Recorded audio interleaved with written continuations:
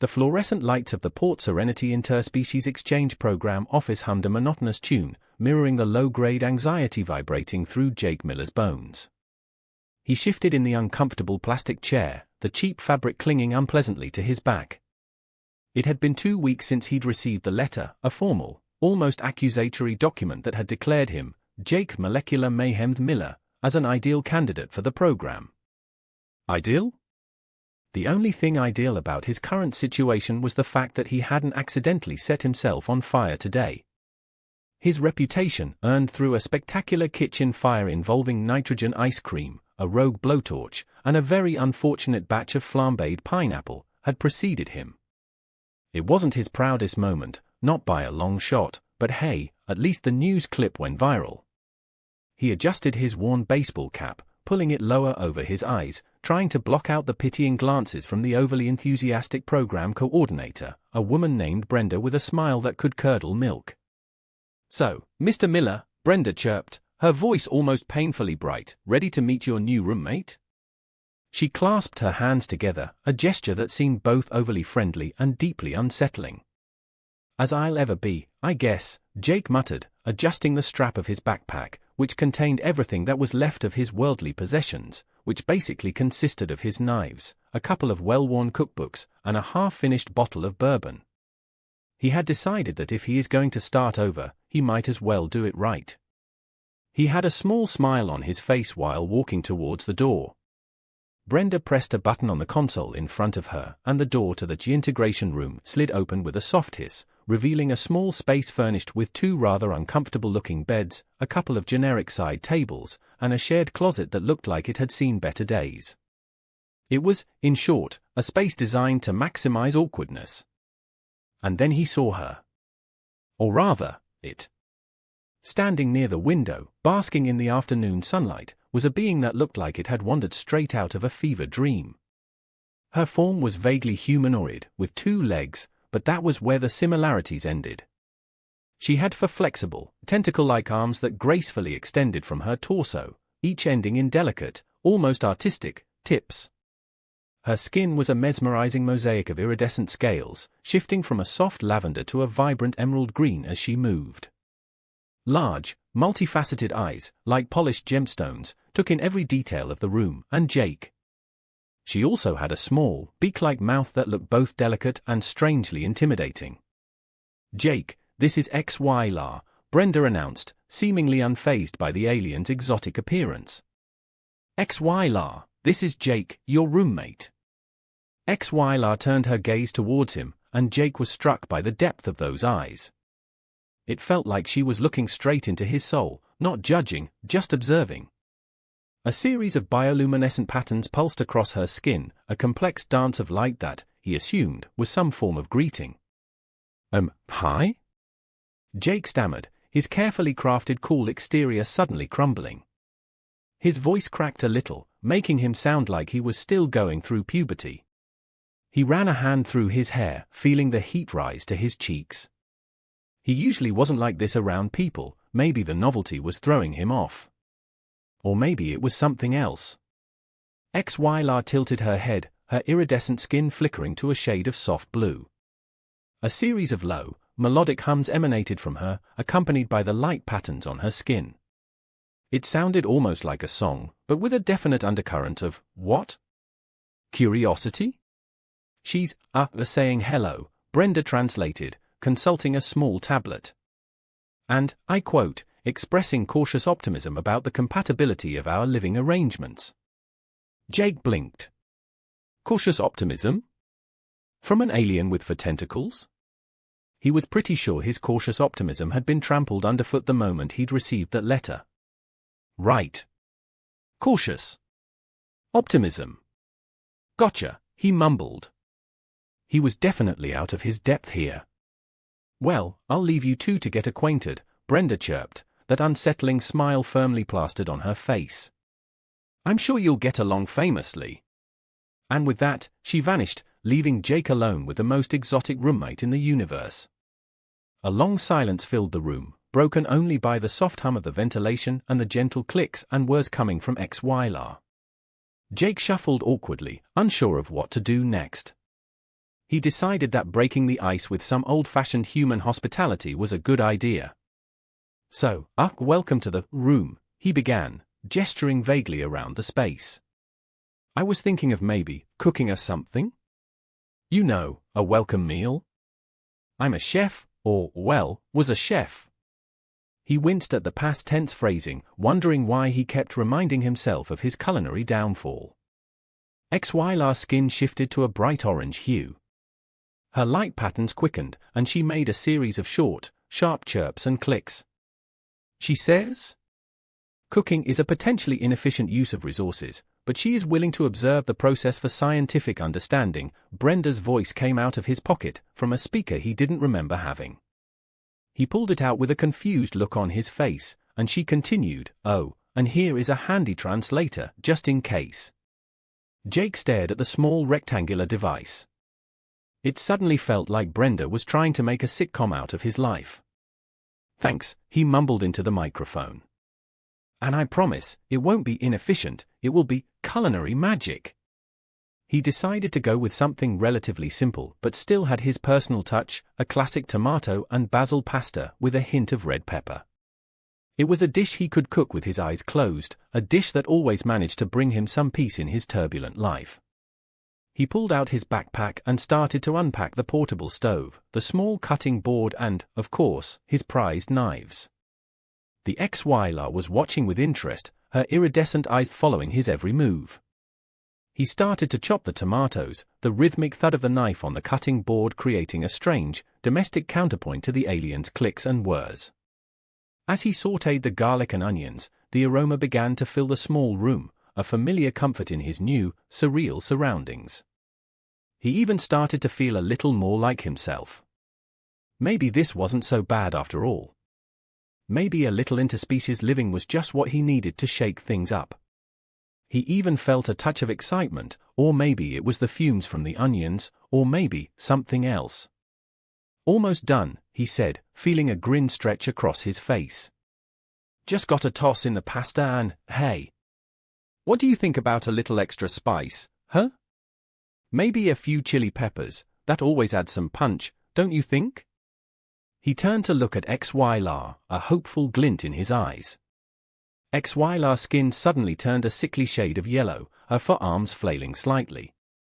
A series of high-pitched, warbling sounds came from her, a sound that definitely did not translate to yes, please, more spice, through the translator. She says? The volatile compounds in the chili peppers present a severe digestive incompatibility and may cause significant internal distress, the translator reported. Jake's grin faltered. Internal distress? What, like a stomachache? The translator relayed HFY's response, more accurately, a complete systems shutdown, including severe organ failure and potentially death. Jake stared at the small pile of chili peppers on the cutting board as if they'd personally betrayed him. Right. No chili peppers. Got it. So, no punch, I guess, he said, feeling the last of his confidence deflate. He finished the pasta, plating it with as much flourish as he could muster, despite the looming threat of alien organ failure. He placed a plate in front of HFY, who regarded it with something akin to trepidation. She slowly extended one of her tentacle-like arms, cautiously poking at the pasta with a delicate tip. She then made a series of low clicking noises that, according to the translator, said, the texture appears problematic. The aroma is overwhelmingly pungent. The color, unsettling. Jake sighed. Yeah, well, it's not exactly a nutrient paste, is it? It's called food, my friend. And it tastes, well, it's supposed to taste good, anyway. He took a large bite of his own portion, chewing thoughtfully. Okay, maybe it's not that great. HFY made a small, retching noise, her skin turning a shade of nauseous green.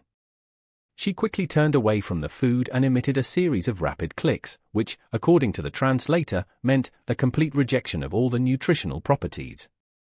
The smell alone is intolerable. Jake watched as his carefully prepared welcome meal became a symbol of his utter failure. Okay, message received, he said, rubbing the back of his neck. So, no chili, no tomatoes, no basil, pretty much everything I just cooked was a big no-no, huh?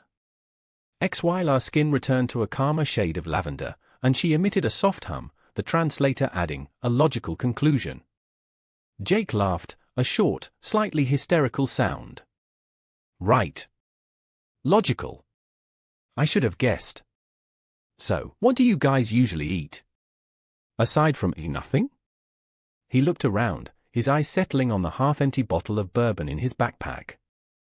I mean, not that I'd suggest we share this. He muttered to himself. The translator chirped, HFY consumes a specifically formulated nutrient paste. She can, however, absorb some light energy as an additional form of sustenance. Light energy? Okay, right, Jake said, feeling more confused than when he'd walked in. Well, I guess this means that this is going to be interesting, he added, looking at the alien with a small smile. He could do this. He had to. He just had to figure out what kind of cooking an alien with 4 tentacles would eat. And just what exactly light energy tasted like. This was going to be one hell of a roommate experience. The morning after the culinary debacle was, predictably, awkward. Jake woke to the soft, rhythmic hum of HFY, who was already awake, positioned near the window, her iridescent skin shimmering in the morning light. It was a mesmerizing sight, like watching a living aurora borealis, but it did little to alleviate the cringe he felt about the previous evening's meal. He was pretty sure his tomato sauce had been declared a biohazard.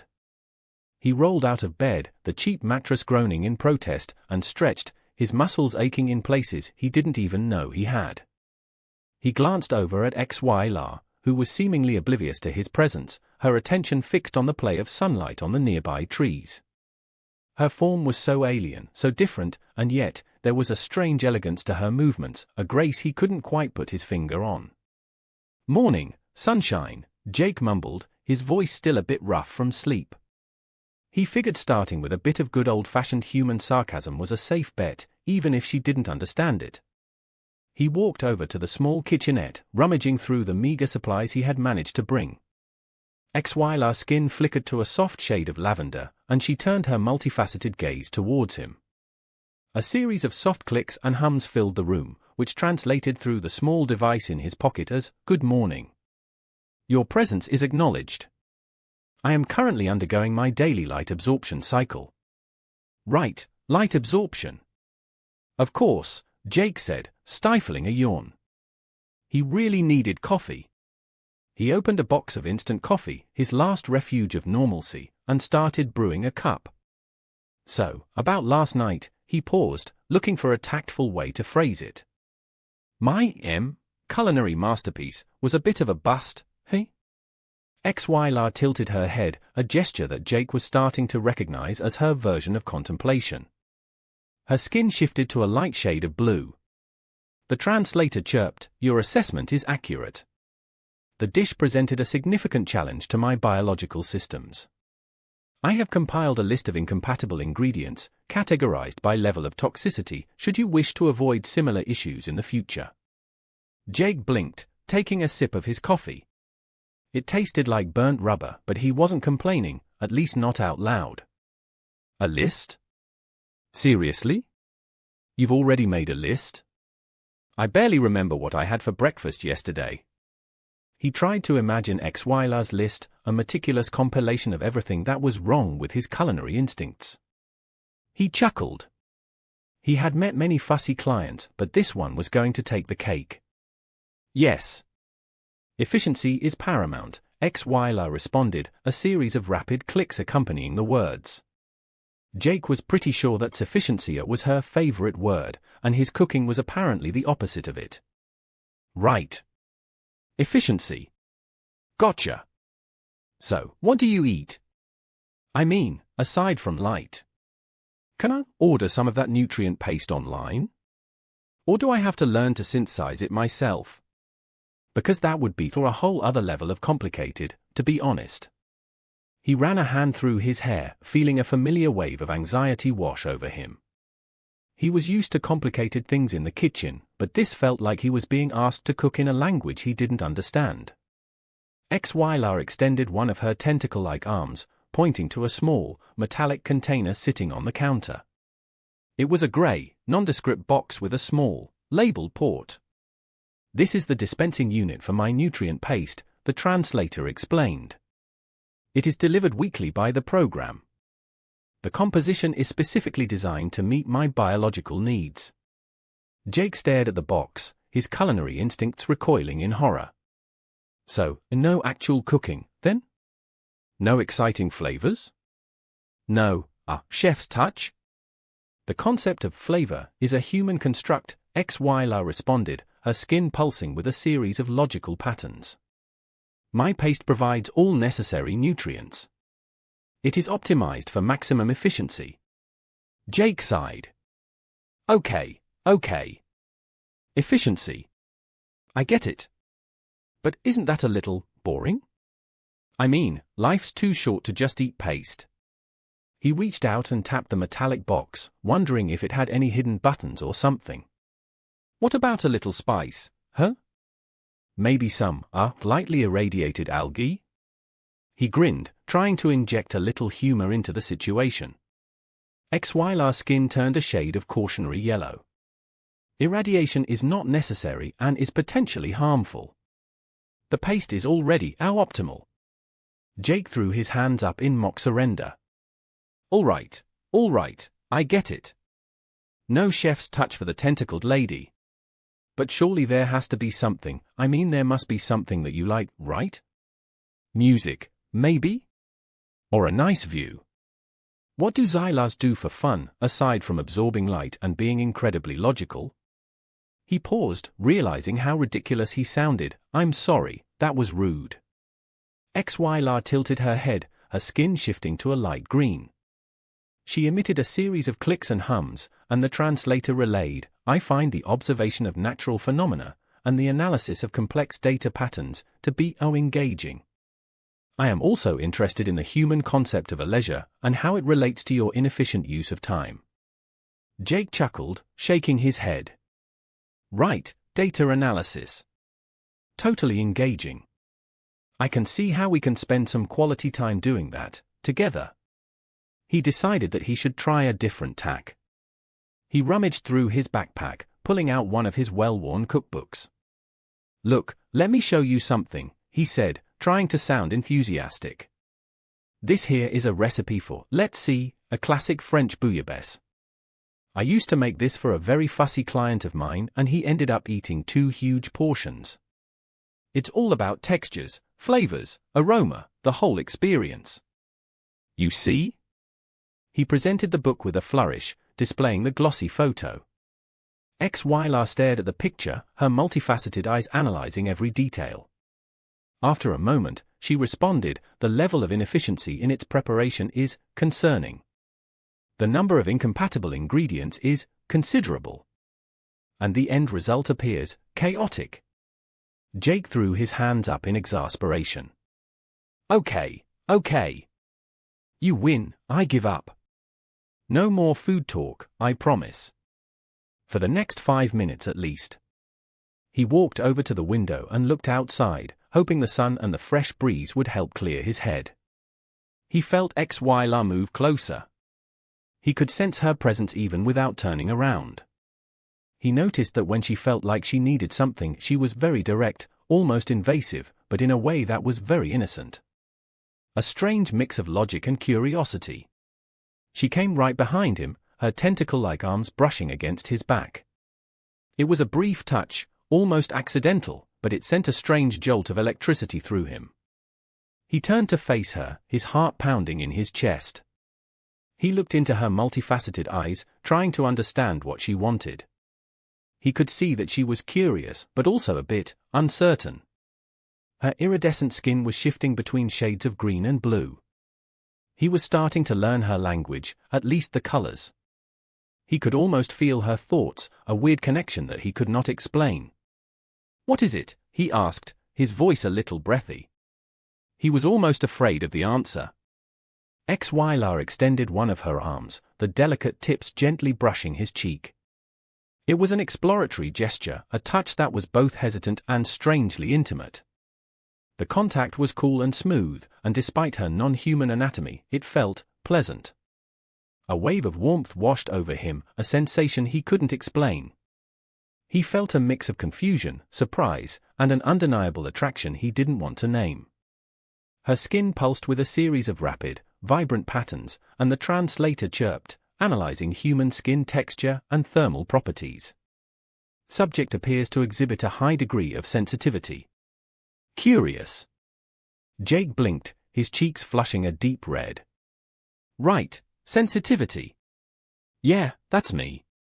Extremely sensitive, he muttered, his voice barely above a whisper. He couldn't help but notice the close proximity of their faces, how her strange, beak-like mouth was just inches away from his own. The air crackled with an unspoken tension, a silent acknowledgement of the strange, undeniable pull between them. He was pretty sure that his carefully constructed "I'm just a cool, laid-back guy" facade was crumbling into dust. And, for some strange reason, he didn't mind one bit. "Eat anything else?" he asked, his voice a little strained. Her skin turned a shade of deep blue, almost purple. She tilted her head, her eyes fixed on him. And then she did something completely unexpected, almost shocking. She reached out with another of her tentacle-like arms, gently wrapping it around his waist, pulling him closer. The translator relayed, testing proximity boundaries. Exploring the parameters of the human concept of personal space. Jake's breath hitched. Personal space? What personal space? He was pretty sure that all personal space had just flown out of the window. His head was spinning, his heart pounding against his ribs, and his mind was racing, trying to process the sudden shift in their dynamic. This was definitely not how he had imagined his interspecies roommate experience. Right, he managed to stammer, his voice barely a whisper. Personal space, yeah, that's important. He tried to act like this was normal, like it was just a casual Tuesday morning with a tentacled alien. But inside, his entire world felt like it had been turned upside down. He was definitely in trouble. A kind of trouble that involved tentacles, iridescent skin, and a whole lot of unexplored territory. He knew that he needed to figure this out, fast. Or he was going to lose his mind. And possibly something else. The next few days were a surreal blur of awkward interactions, near misses, and a growing sense of bewilderment for Jake. He tried to get back into a routine, waking up, making his burnt coffee, and trying to avoid making eye contact with HFY for longer than necessary. But it was like living with a constantly shifting, iridescent enigma. Her moods, expressed through the kaleidoscope of colors that played across her skin, were becoming both fascinating and utterly baffling. 1 minute she'd be a cool, logical blue, analyzing the patterns of the sunlight on the wall, and the next she'd be a vibrant, almost alarming, orange, staring at him with an intensity that made him want to both run and, well, not run. He was also trying to figure out her specific needs, which was proving to be an exercise in trial and error, mostly error. He'd tried to recreate her nutrient paste from a description he'd found online, resulting in a gelatinous mess that looked vaguely like pond scum and smelled like old socks. HFY had politely refused to consume it, but not before her skin had turned a particularly vivid shade of queasy green. But things were about to get a whole lot more complicated, and a whole lot more phenomenal. It started subtly, with a faint, sweet scent that seemed to permeate the air, almost undetectable but always present, like the lingering aroma of cinnamon after baking. Jake initially dismissed it as the result of some weird cleaning product, or maybe his own imagination after the weird culinary experience he had had with the nutrient paste. He was starting to have some pretty wild food-related nightmares. Then, the effects started kicking in. He found himself increasingly drawn to HFY, his eyes lingering a little too long on her iridescent skin, his thoughts drifting to places they definitely shouldn't be drifting. He was also a lot more jumpy, feeling a sense of unease and a growing feeling that he needed to be closer to her. He noticed that her skin had taken on a warmer hue, shifting between shades of deep pink and a pulsating red. She also seemed more assertive, more touchy, which was a stark contrast to her usual detached demeanor. One evening, while Jake was attempting to salvage a particularly disastrous batch of stir-fry, he was really missing his old kitchen, XY approached him, her skin pulsing with a deep, almost hypnotic, crimson. She extended one of her tentacle-like arms and gently touched his arm. The contact sent a shockwave through him, a surge of heat and an intense, almost overwhelming, desire. Analyzing hormonal fluctuations in human subject, the translator chirped, oblivious to the chaos unfolding within Jake's mind. Subject exhibits elevated levels of something. Jake swallowed hard, his heart hammering in his chest. Elevated levels of what, exactly? Panic? Confusion? A sudden, overwhelming urge to bake cookies? He managed to squeak out, trying to sound casual, his voice betraying his inner turmoil. He looked at her, and he felt something shift between them, something like the air was charged with an unspoken promise. He felt very uncomfortable, but also intrigued. XY's skin shifted to a more vibrant shade of red, her eyes fixed on him with an intense gaze. The translator continued, subject's internal temperature has risen. Muscle tension is elevated. Pheromonal output appears to be substantial. Jake blinked. Pheromonal output? That sounded both scientific and incredibly suggestive. He looked at XY, and he was pretty sure that the something that she was emitting was messing with his brain in a very serious way. He looked at her, really looked at her, and he felt the ground beneath his feet shift. Pheromonal, you say? Like what? He managed to ask, his voice thick. The translator chimed, it appears to coincide with the Xylar mating season. The pheromones are designed to attract a suitable mate and ensure successful reproductive compatibility. Jake's jaw dropped. Mating season? Oh, hell no. He knew that he was going to be in trouble, big trouble. He stared at XY, whose skin was now practically glowing with a deep, seductive crimson. Her forearms moved with an almost hypnotic grace, a silent dance that seemed to pull him closer. He tried to recall some of the basic science he had learned back in high school, trying to recall the effects of pheromones on human behavior. He tried to focus, but his thoughts were scattered like crumbs on the floor after his last cooking experiment. He was starting to realize that this was way beyond anything he could handle. He could handle complicated recipes, tricky clients, and even the occasional kitchen fire, but he was completely lost when it came to alien mating seasons. He was starting to feel the full weight of his naivety. So, a mating season, huh? What does that mean, exactly? He asked, his voice barely above a whisper. He was starting to feel a tingling sensation in his stomach, something he hadn't felt in years. He was pretty sure that this wasn't just because of XY's pheromones. XY tilted her head, her eyes fixed on him with an almost unsettling intensity.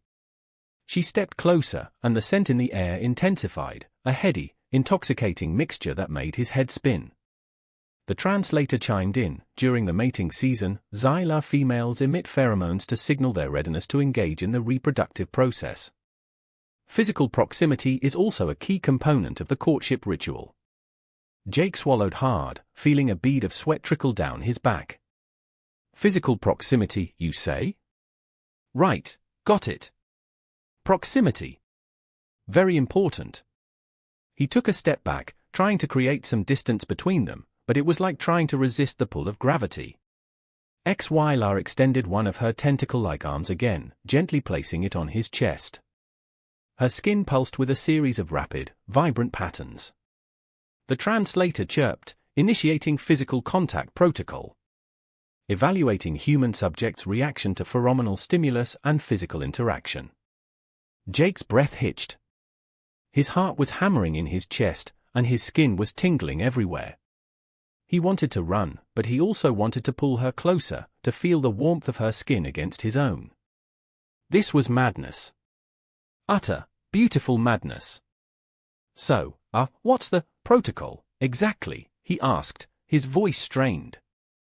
He could feel the pheromones working their magic on his brain, blurring his thoughts and clouding his judgment. He was starting to feel a strange urge to do something. Something that involved XY. XY stepped closer, her eyes fixed on his. She opened her beak-like mouth slightly, emitting a series of soft, melodic clicks that seemed to resonate deep within his bones. The translator, for once, was silent. It was like the device couldn't keep up with the pheromonal madness of the mating season. Jake's world seemed to narrow down to just HFY, her iridescent skin, her captivating eyes, her strangely alluring scent. He felt a pull towards her, an undeniable urge to explore the depths of the connection that had sprung between them, a connection he didn't fully understand, and he was starting to care very little about whether he should. He felt like he was going to break something, both mentally and physically. He wanted her. "I think I'm starting to understand the reproductive part," he said, his voice barely a whisper. He closed his eyes and leaned forward. HFY moved closer, her tentacle-like arms wrapping around his waist, pulling him in until their bodies were almost touching. And then, she did something that sent his brain into complete overdrive. She moved one of her arms up, gently stroking his face, her touch both delicate and incredibly sensual. The heat emanating from her body was intoxicating, and her pheromonal scent filled his senses, clouding his mind with a heady mix of desire and confusion. "Mating season, hey," he managed to whisper, a smile spreading across his face.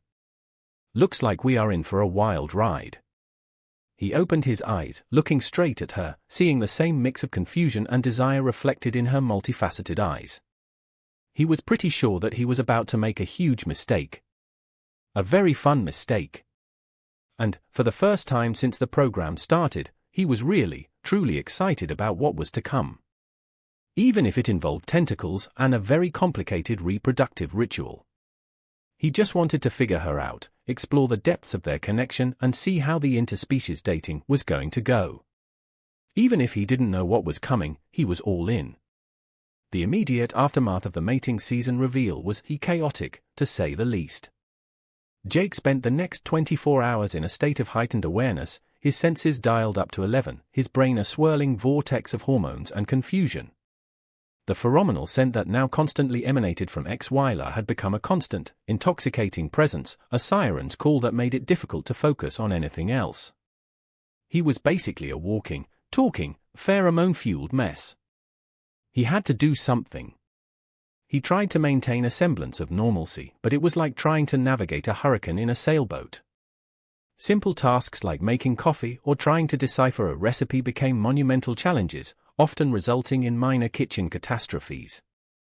He was pretty sure he'd accidentally used dish soap instead of salt in his scrambled eggs that morning.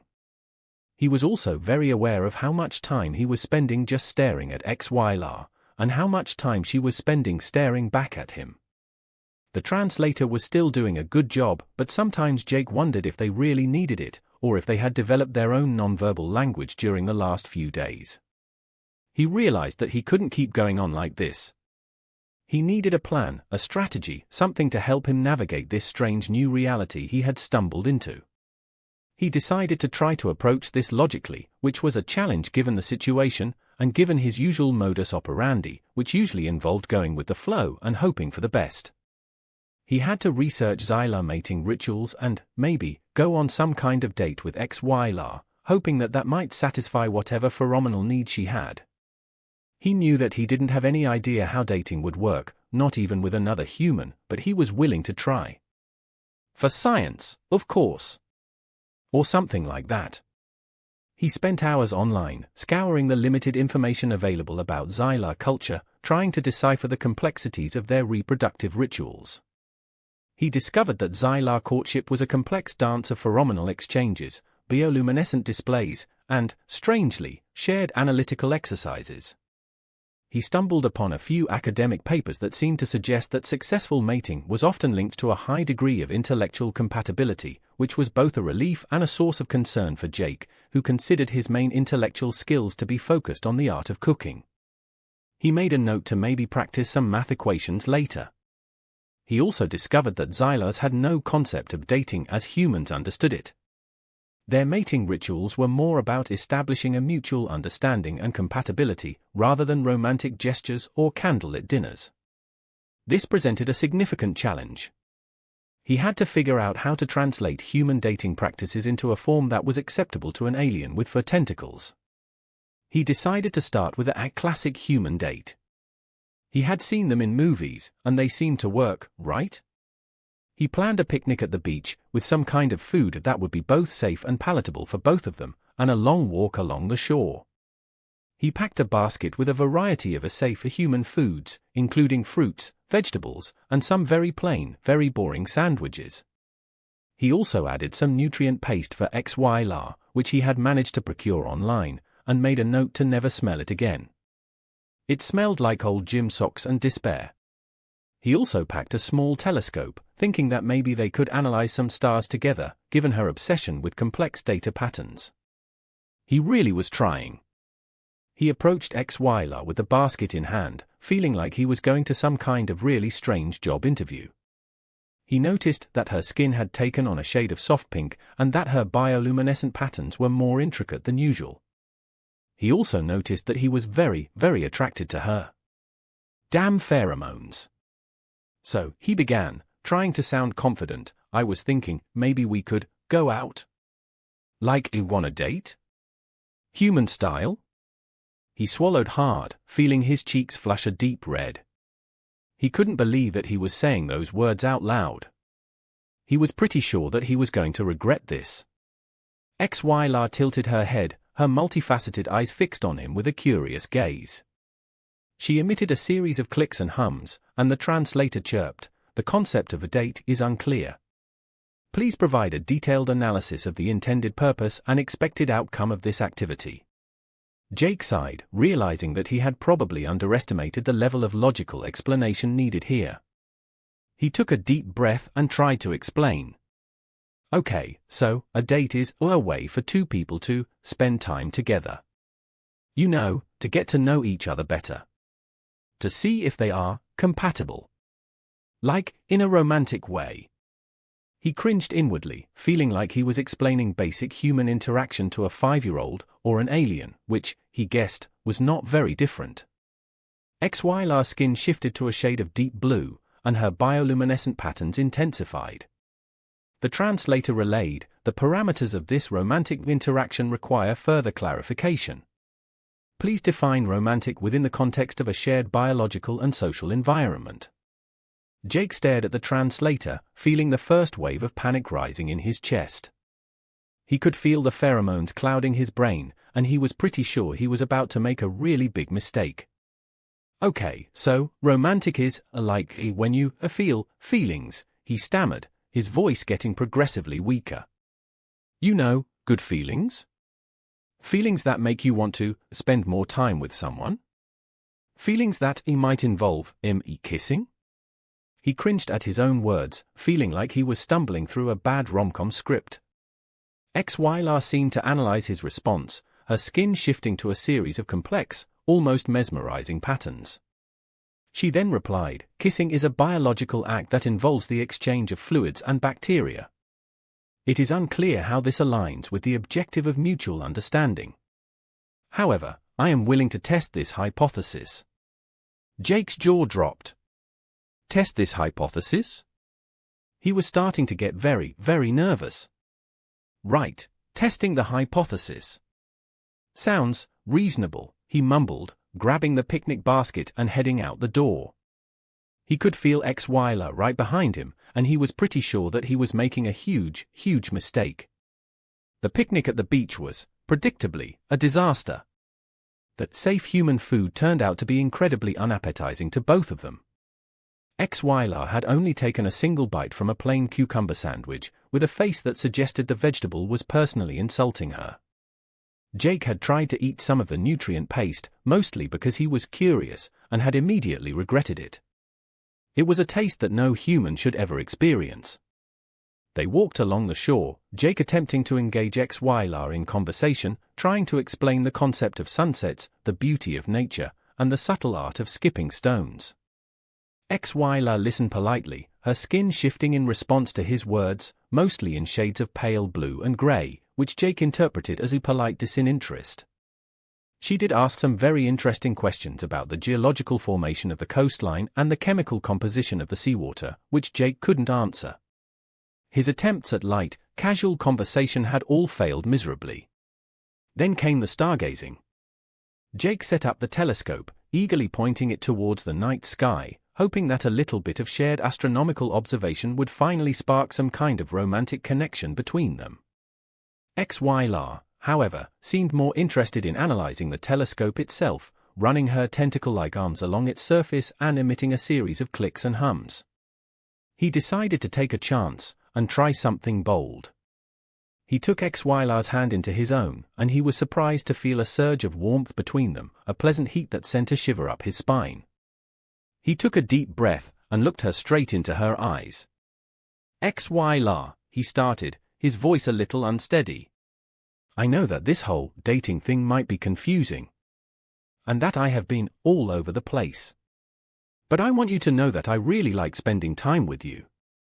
Even when you try to dissect my cooking and find all the things that are wrong with it. And, well, I also really like you. Like, more than just a roommate. Or a science experiment. He could feel his cheeks flush red, and he was pretty sure that he was being way too emotional, even for a human. HFY tilted her head, her skin shifting to a shade of deep red. She moved closer, and the pheromonal scent around her intensified. She took his hand, gently pressing her cheek against his. She started to emit a series of soft clicks and hums that seemed to resonate within him. The translator, finally, chimed in. The subject's statement indicates a heightened degree of emotional response. The subject also exhibits signs of heightened pheromonal receptivity. The subject is compatible. Jake stared at her, his heart pounding in his chest. He didn't know what was coming next, but he knew that he wanted it. He felt a strange mix of panic, desire, and a sudden, overwhelming urge to kiss her. He wasn't even thinking of research, data, or anything related to science. He just wanted to feel her skin against his. Compatible, huh? Well, Jake said, his voice barely a whisper, I think I can agree with that. He leaned in closer, feeling her breath on his face. He was ready to throw away all his preconceived notions, all his logical plans, and follow the pull that was drawing him closer to her. He was ready to see just how much trouble he could get into. He closed his eyes and moved his face to hers, feeling the excitement, the fear and, most of all, the need. And when their lips finally met, the world around them seemed to disappear. He was no longer Jake, the failed chef, the man with the messy past. He was just Jake, kissing an alien and loving every single second of it. The kiss was, well, it was unlike anything Jake had ever experienced. It wasn't just the physical sensation, though the touch of HFY's smooth, cool lips was strangely intoxicating. It was the rush of emotions, the overwhelming surge of connection, and the sheer, unadulterated weirdness of the moment that made it so memorable. It was like kissing a kaleidoscope, a constantly shifting experience of sensations, feelings, and, yes, pheromones. He was pretty sure that he had felt his brain rewire itself during the kiss. He wasn't complaining, of course. But the kiss, as spectacular and life-altering as it was just the beginning of the chaos. The pheromones were reaching their peak intensity, and it wasn't just affecting Jake. The entire town of Port Serenity was starting to feel the influence of HFY's mating season, and the results were, well, they were comical, terrifying, and just a little bit scandalous. The next morning, Jake woke up to the sound of frantic knocking on his door. He dragged himself out of bed, his head still spinning from the previous night's events, and opened the door to find a disheveled Brenda, her usually pristine hair a mess, her clothes wrinkled, and her eyes wide with panic. She also seemed to be emitting a strange, almost hypnotic, giggle. "Mr. Miller," she gasped, her voice breathless, "we have a situation." "A situation?" She giggled again, her eyes fixed on something over Jake's shoulder.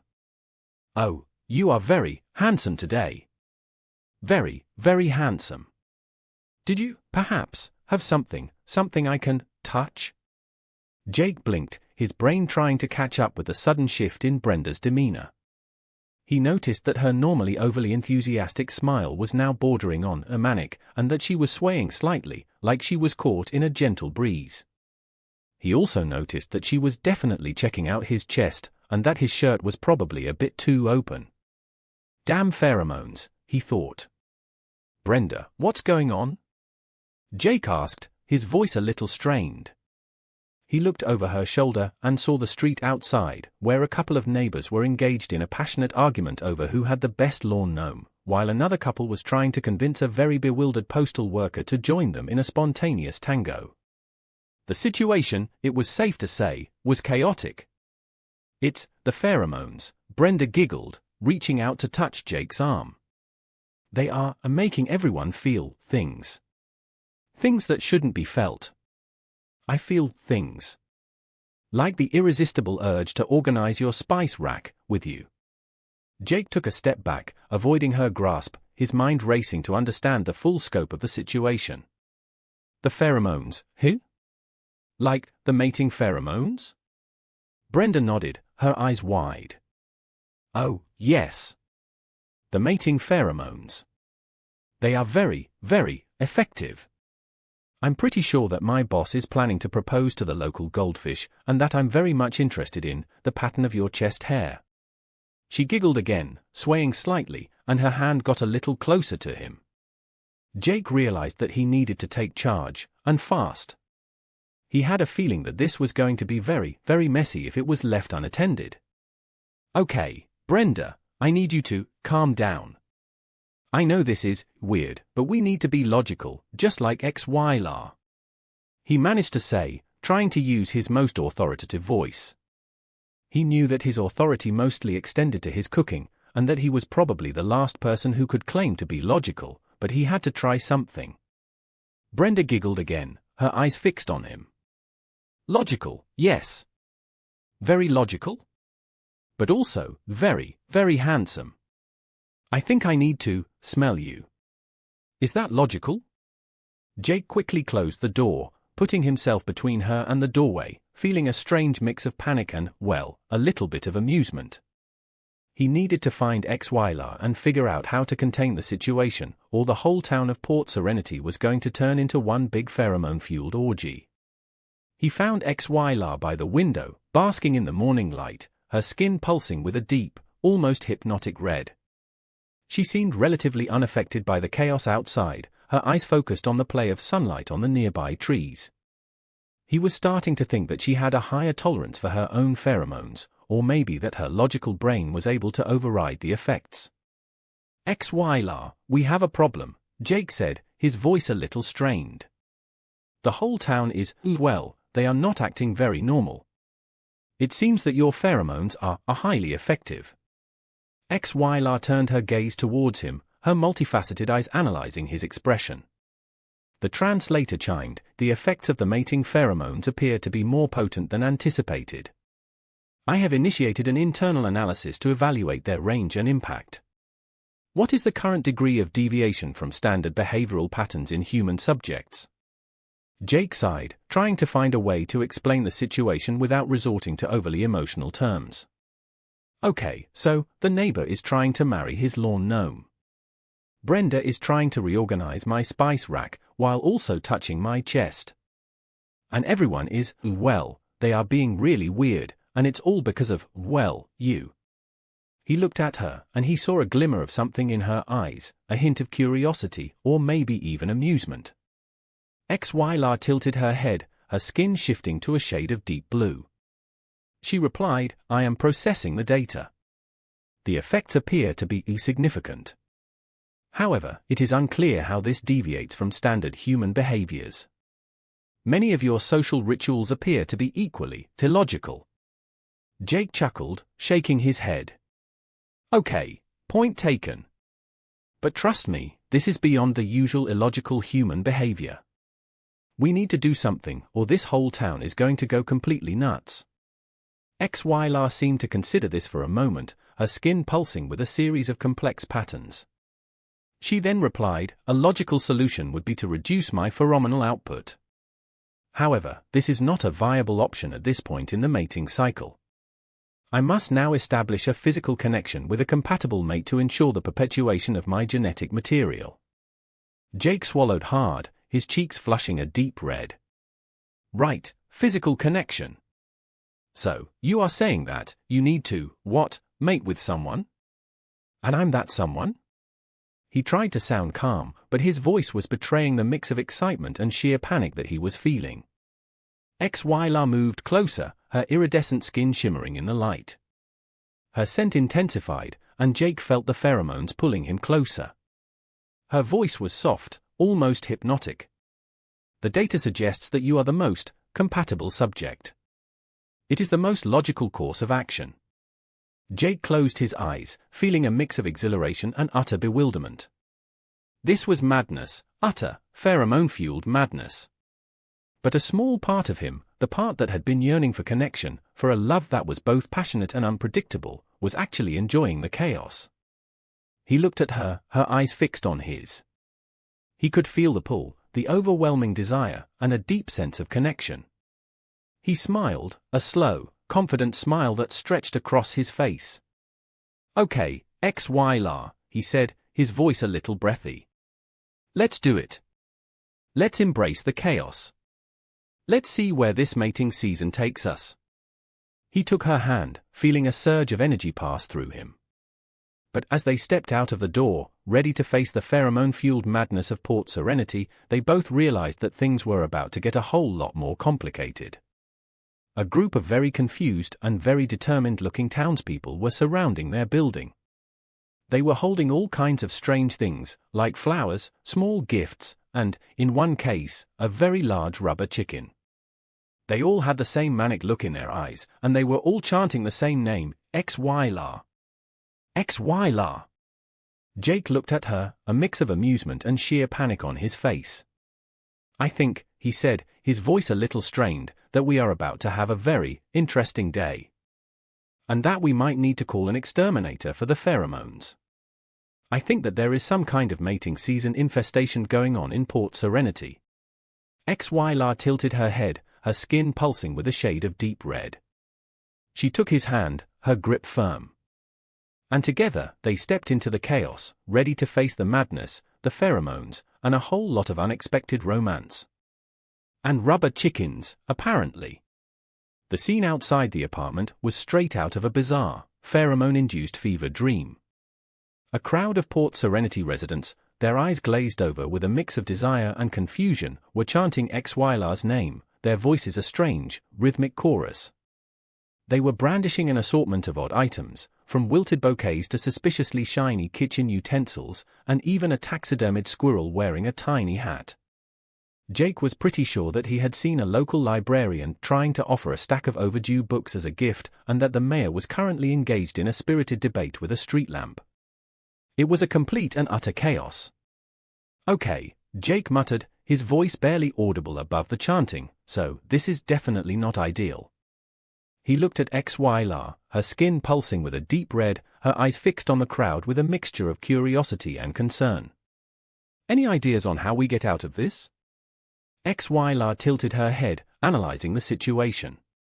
The translator relayed, "The phenomenal impact on these human subjects appears to be destabilizing. They are exhibiting irrational behavior and a lack of logical decision-making capacity.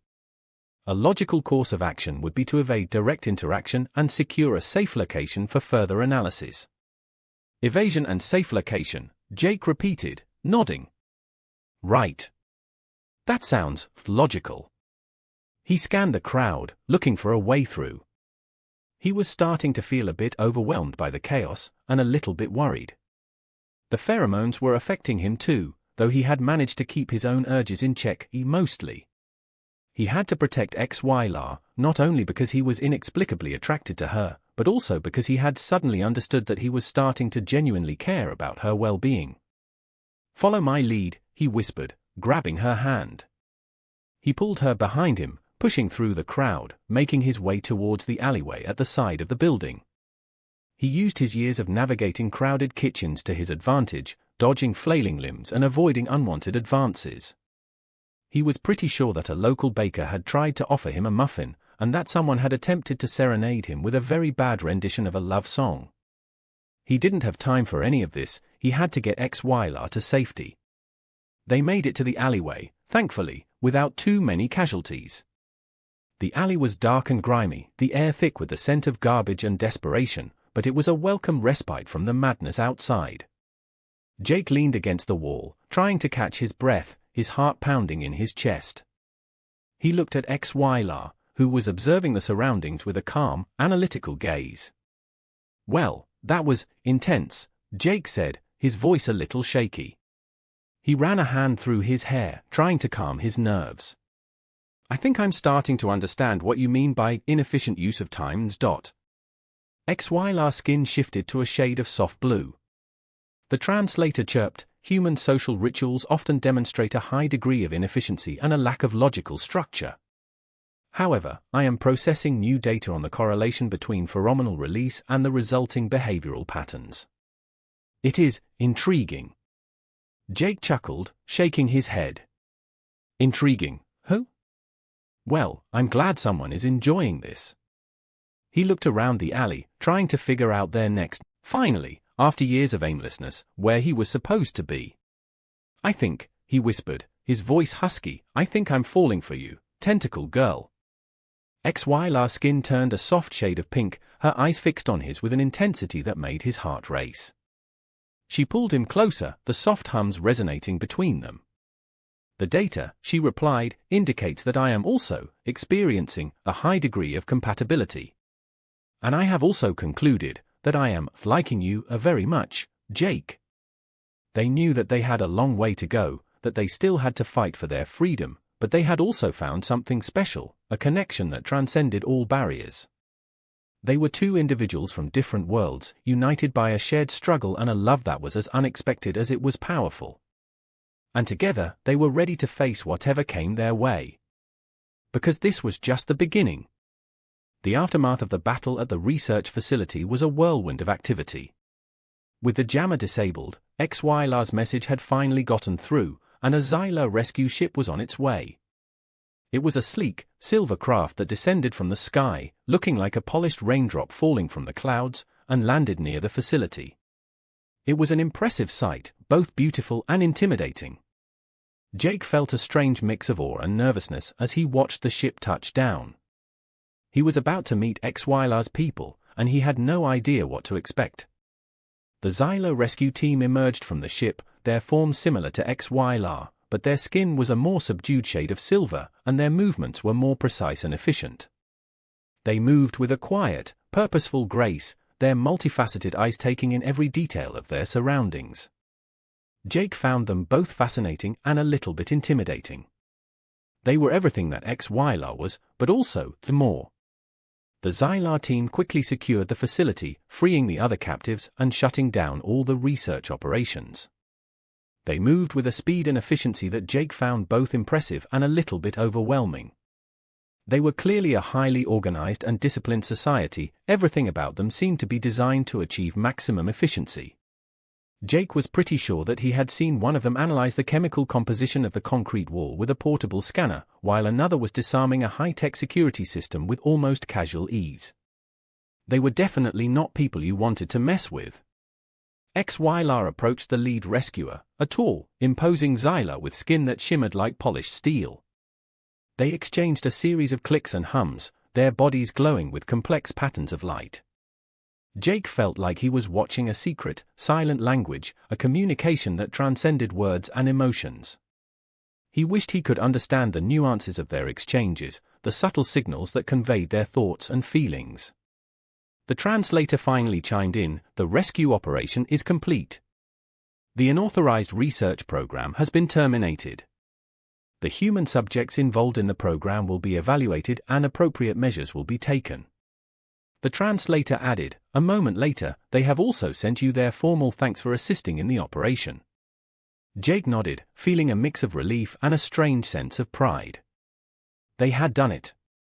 They had exposed the truth and had freed the captive Xylas. He looked at HFY, who met his gaze, her eyes conveying a silent thank you. He could feel the connection between them, a silent understanding that transcended language and culture. He knew that their relationship was unconventional, that it was not based on traditional human standards, but he was starting to realize that their bond was real. "So, what now?" Jake asked, his voice a little hesitant. He knew that HFY had to make a decision, that she had to decide whether to stay on Earth with him, or to go back to her own people. He knew that he had no right to ask her to choose him, but a part of him, the part that was still a hopeless romantic, was hoping that she would. He didn't care that she had 4 tentacles, or that she was obsessed with efficiency. He just wanted to spend more time with her, explore the depths of their connection, and try some more bad cooking with her. HFY turned her gaze towards him, her skin shifting to a shade of soft pink. She looked at him for a long moment, her multifaceted eyes conveying a mix of emotions, curiosity, affection, and a hint of apprehension. The translator relayed, "My people have offered me a choice. I can return home, to my planet, or I can remain on Earth. The decision is mine. However, they have also informed me that the mating cycle needs to be completed, and that I must make a decision on my compatibles partner." Jake's heart skipped a beat. He knew that this was the moment of truth, that HFY's decision would determine the course of his life. He tried to remain calm, tried to appear logical, but he was a mess inside. He wanted her to stay, more than anything, but he also wanted her to be happy. He knew that his love for her was unconditional, but he wasn't sure that his love was enough for her. "The choice is yours," Jake said, trying to sound calm, his voice barely a whisper. "You should do what makes you happy, what's best for you. I won't be offended if you have to go back."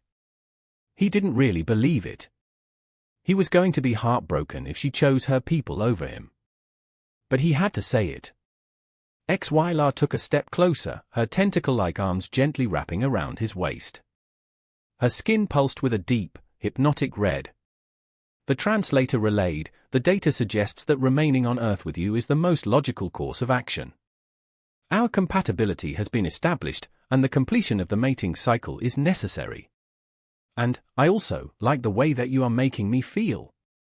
Jake stared at her, his heart swelling with a mix of joy and disbelief. You want to stay? With me? Despite the bad cooking, the inefficient use of time, and the general chaos. He felt a grin stretch across his face, a grin that mirrored the sheer elation he felt inside.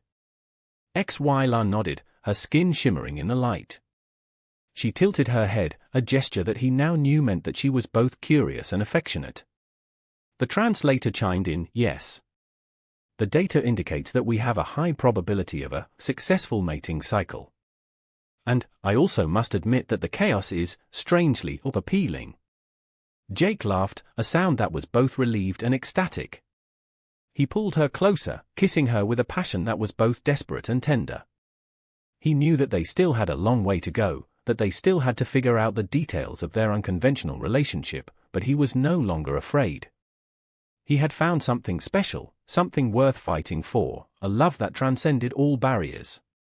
And that was all he needed. As they were about to leave, Dr. Carter approached them. "Jake, HFY, I need you to know the truth. The program wasn't just about weaponizing the Xylar. It was also about local government control. They wanted to use pheromones to manipulate the local population, to create a submissive, controllable society." Jake stared at Dr. Carter, his face grim. They were going to use HFY's mating pheromones to control people? That's insane. How could they even think of that? He felt a surge of anger, a righteous fury that propelled him forward. He knew that he had to expose these people, that he had to ensure that they never had the chance to hurt anyone again. They weren't going to stop at Xylar pheromones either. The plan was to find a way to control humans too, and make us compliant to their requests, Dr. Carter continued, her voice low. The people behind it are local government officials and some very influential people in the community. You need to expose this. Jake nodded, his gaze fixed and determined. We will. We are not going to let them get away with this. He knew that he had a new mission, a new challenge, and that he was ready to face it with HFY by his side. He looked at HFY, and he knew that they were a team, that together they could overcome any obstacle. He squeezed her hand, his heart full of a fierce love and a burning sense of justice. They had found each other in the midst of chaos, and together they would fight for a better future. And that, he thought, was the most romantic thing he could imagine. He looked forward to the next chapter of their lives, not only as lovers, but as a team, as two individuals fighting for a future where everyone could love who they wanted and could be free from exploitation and control. And as they boarded the Xylar ship, he knew that they were not just escaping the past, they were stepping into a future that was both uncertain and exciting. A future with HFY, his tentacled partner, at his side.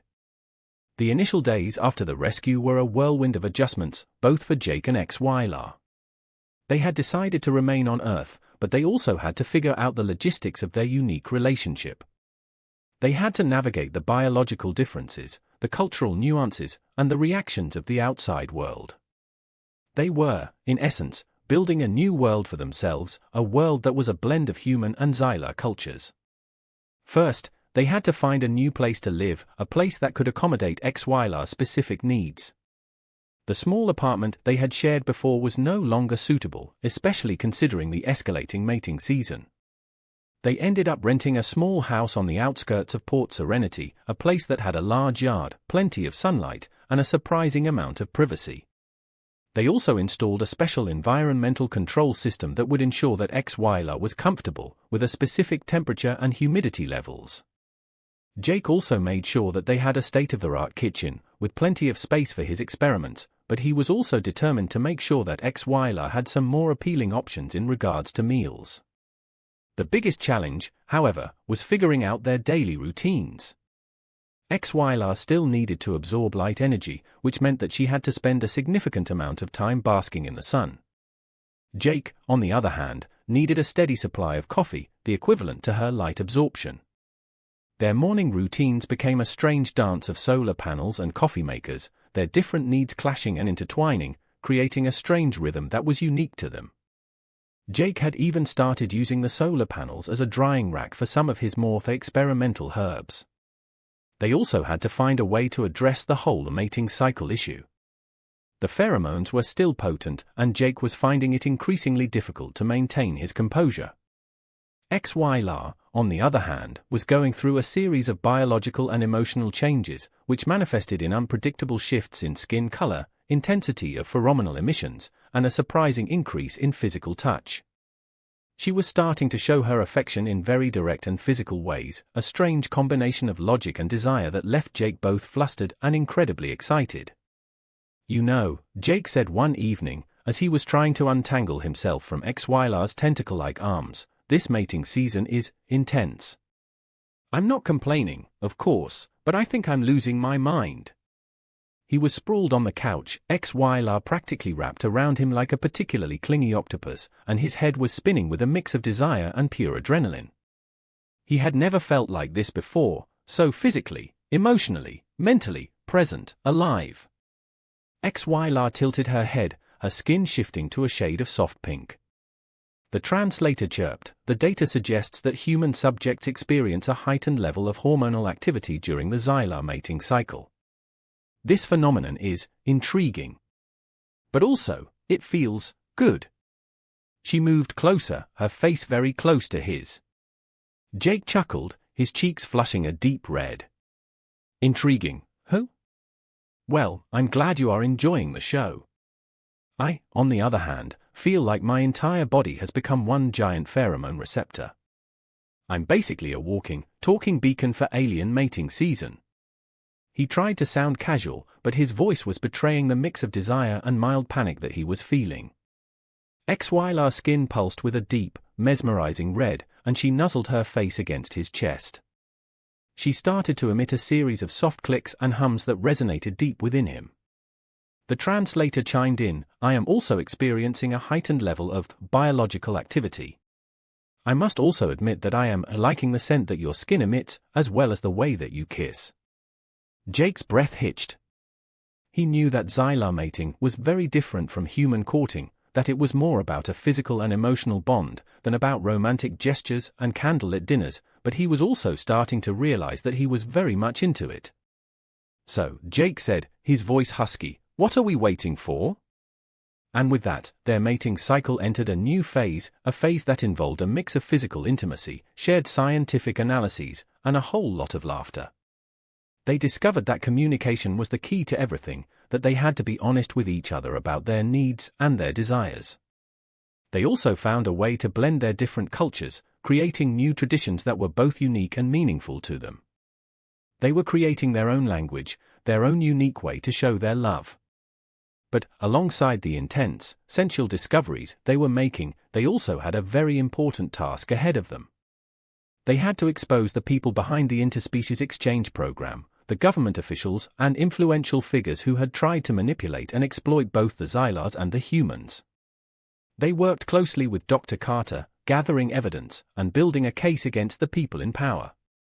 Jake used his connections in the food world and managed to uncover some shady financial deals, while HFY used her unique understanding of data patterns to expose the coded communications between the conspirators. They were a formidable team, a unique blend of human and alien ingenuity. Finally, they had enough evidence to go public. They held a press conference, inviting local journalists and national news outlets. They presented their findings, exposing the truth about the interspecies exchange program, the plans to weaponize Xylar biology, and the plot to control the local population using pheromones. They made sure to clearly separate the honest researchers that were part of the program and the few bad apples that were causing all of the problems. The reaction was immediate and overwhelming. People were outraged, demanding accountability and justice. The local government officials and the influential figures implicated in the scandal were arrested, facing charges of conspiracy, fraud, and the abuse of power. Jake and HFY's actions had sparked a wave of change, both in Port Serenity and in other places around the world, which were starting to take a closer look at their own interspecies exchange programs. But, amidst all the chaos and political turmoil, Jake and HFY were also working on a new venture. Jake had finally decided to open his own restaurant, a small, intimate place that would showcase his unique culinary style. He called it Two Worlds Cuisine, and it was a fusion of Earth and Xylar ingredients and styles. He used his knowledge of molecular gastronomy to create dishes that were both visually stunning and incredibly delicious. He also made sure that HFY had access to food that was both nutritious and palatable to her unique physiology. The restaurant became a local sensation, a place where people from different backgrounds could come together, share a meal, and celebrate the diversity of cultures. It was a testament to their unique love story, a symbol of their determination to create a world where everyone could be accepted and appreciated. Jake's reputation as a chef was finally restored, and he was finally content with his life, or as content as he could ever be. "You know, I never thought that I would say this," Jake said one evening, as he was watching HFY absorb light energy in the garden, her iridescent skin glowing in the setting sun, "but I think that I have finally found my place." He approached her, his heart swelling with a love that was both fierce and tender. HFY turned to him, a smile playing on her lips. The translator relayed, "I concur. We have created a space where we can both thrive, a place where we can be ourselves. And where the food is, sometimes, palatable. But always, interesting." Jake chuckled, shaking his head. "Sometimes palatable? You are a hard critic, Tentacled girl, but I love it. Maybe I can make something tonight that will blow you away?" He held her hand, feeling the connection between them, the silent promise of a future together. They had built a home on two worlds, a place where they could be themselves, a place where they could explore their differences and celebrate their unique love story. And as the sun set, casting long shadows across the garden, they knew that their journey was just beginning. They had faced the chaos, the challenges, and the unknown, together, and they were ready for whatever the future held. Because they had each other. And that was all that mattered. Years had passed since the chaotic days of the interspecies exchange program, and Port Serenity had transformed. It was now a vibrant, diverse community, a place where humans and Xylars coexisted, learned from each other, and, occasionally, argued over the proper way to prepare a fusion dish. Jake and HFY were now a local fixture, a symbol of the town's open-mindedness and its willingness to embrace the unexpected. Their restaurant, Two Worlds Cuisine, had become a local institution, a place where the aromas of Earth and Xylar spices mingled, creating an atmosphere that was both exotic and comforting. Jake was now a respected chef, his name synonymous with innovation and culinary daring. He still had his moments of a molecular mayhem, but he had learned to channel his creativity into dishes that were both delicious and, mostly, safe.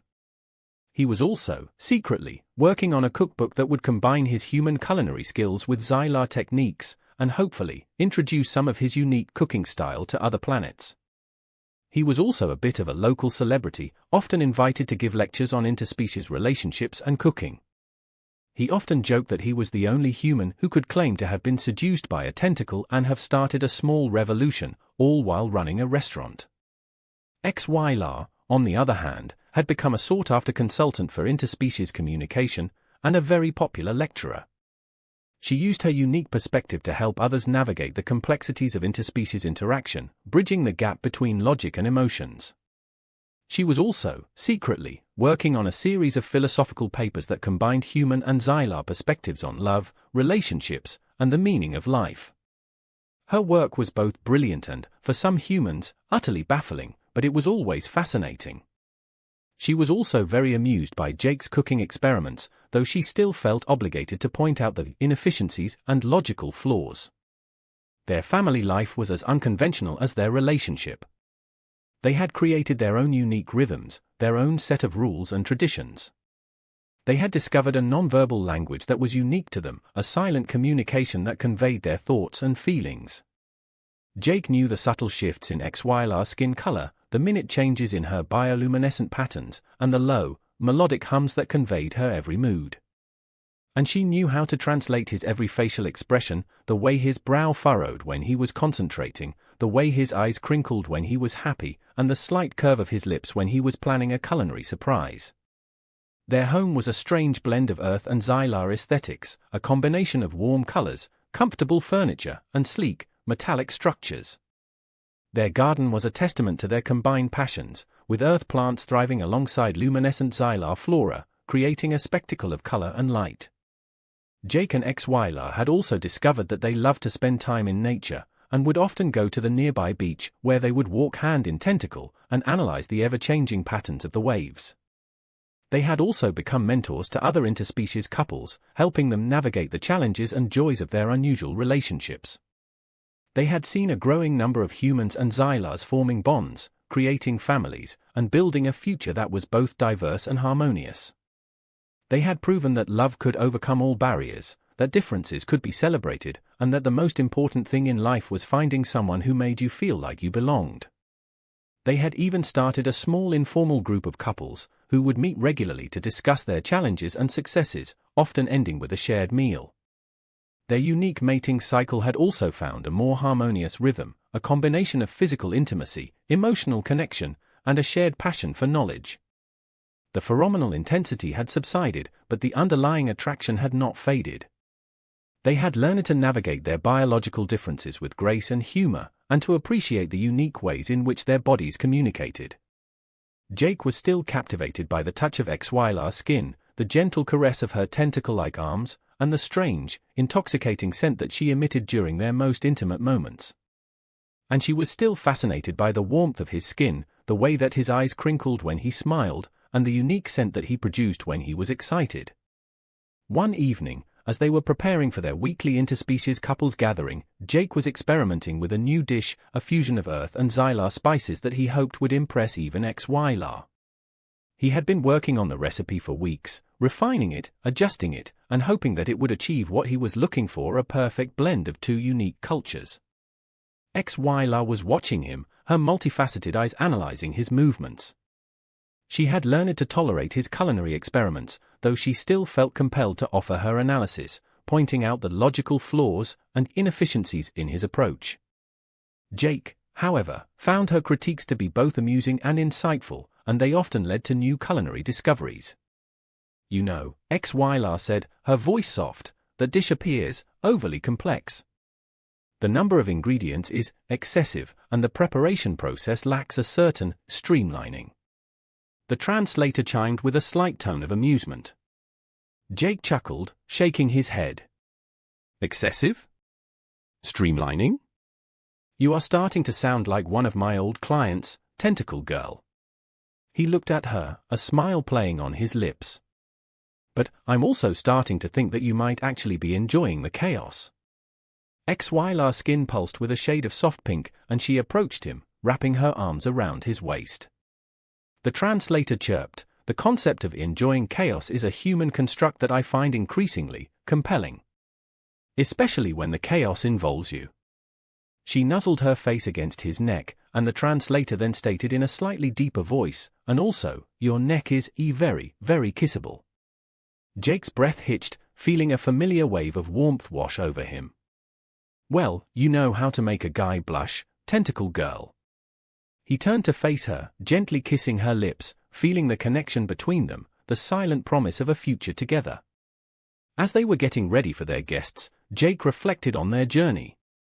He had gone from a down-on-his-luck chef, whose life was a chaotic mess, to a respected culinary innovator, and a man deeply in love with a tentacled alien. He had learned that the greatest adventures were often unexpected, that the most important thing in life was finding someone who made you feel like you belonged, and that love was a force that could conquer any obstacle. Their guests arrived, a mix of humans and Xylars, their faces filled with excitement and anticipation. The aroma of earth and Xylar spices filled the room, creating a warm and inviting atmosphere. The couples shared their stories, their challenges, and their triumphs. They celebrated their differences, their shared humanity, and the love that bound them together. As the evening drew to a close, Jake looked at HFY, her skin glowing in the soft light. He knew that their journey was far from over, that they would continue to face challenges, to learn, and to grow. But he also knew that they would face them together, as a team, as lovers, and as partners in life. He raised his glass, and said, "To love, in all its forms, and to the unexpected journeys that we are all on. And to a future filled with good food, laughter, and, maybe, a little bit of chaos." HFY took his hand, and her skin turned to a deep, mesmerizing red. She looked at him, her eyes full of love, and replied, "And to finding someone who makes the chaos a little bit more beautiful." The translator chirped at a much lower level, and a lot more exciting, and also much more kissable. Their unique love story, a fusion of Earth and Xylar cultures, a testament to the power of love and the beauty of diversity, was a recipe for life, a recipe that was both unique and universally appealing. And as they shared another kiss, a kiss that was both passionate and tender, they knew that their journey had just begun. And that their love story was just getting started.